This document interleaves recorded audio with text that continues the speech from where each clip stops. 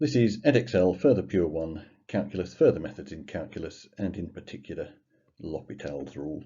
And it follows on from the previous 4 videos in this series, which should have all been followed before this one.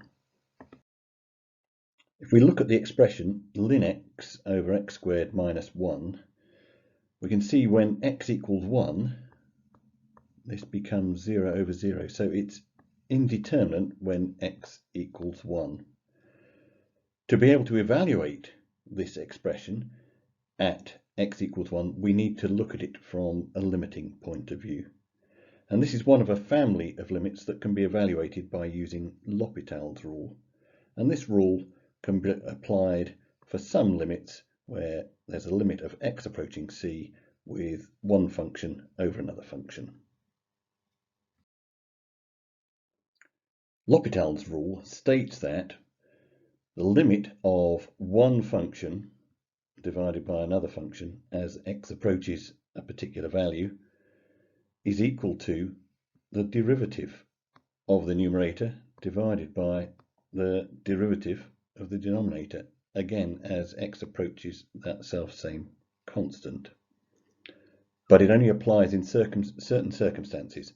So either both the numerator and the denominator have to equal 0, or they have to equal plus or minus infinity. And also that limit actually exists.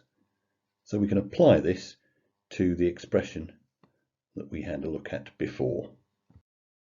So we can differentiate ln x and get 1 over x, and we can differentiate x squared minus 1 to get 2x. Then we can apply the limiting value.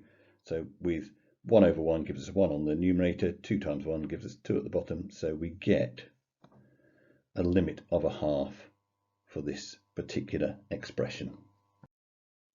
Here are a couple of examples. So we'll look at the first one, and what we need to do is to work out whether Lhopitals rule can be applied. So we need to evaluate our expression with x equal to 0. So e to the 2 times 0, e to the 0 is 1 minus 1 all over 0. So it's 0 over 0, so we can use Lhopitals rule.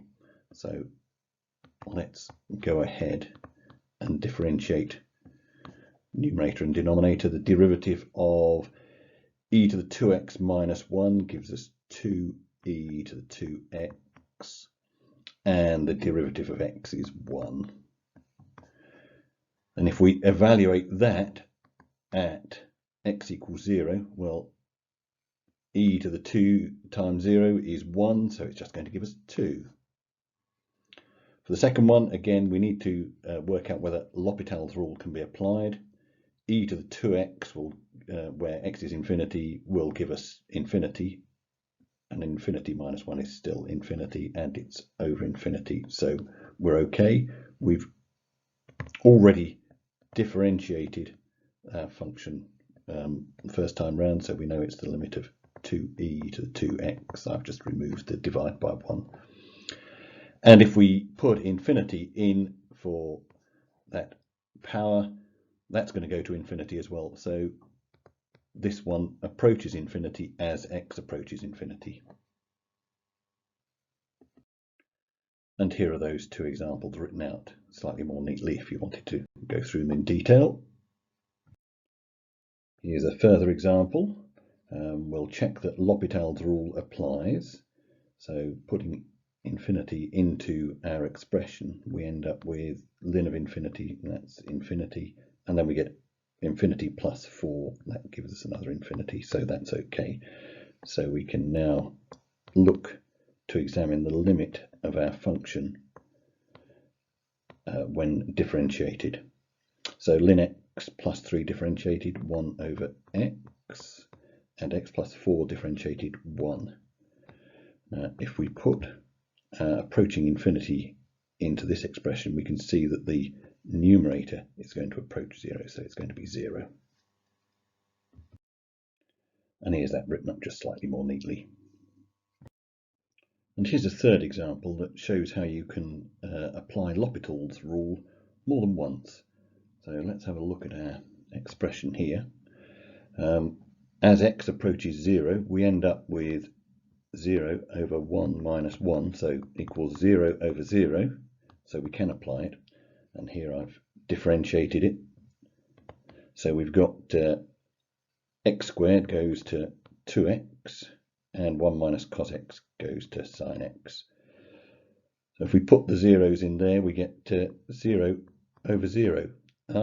We still have an indeterminate limit, but it still meets Lhopitals rule. So we can differentiate a second time. So we can examine this function at the second derivatives. So the derivative of 2x gives me 2, and the derivative of sin x gives me cos x. And if I then evaluate that at 0, it's going to give me 2 over 1 equals 2. So in this case, I was able to apply Lhopitals rule a second time to actually find my limit. And here's that typed up slightly more neatly, but also you'll notice I've put in a wee graphical calculator plot of that, and that acts as a good check.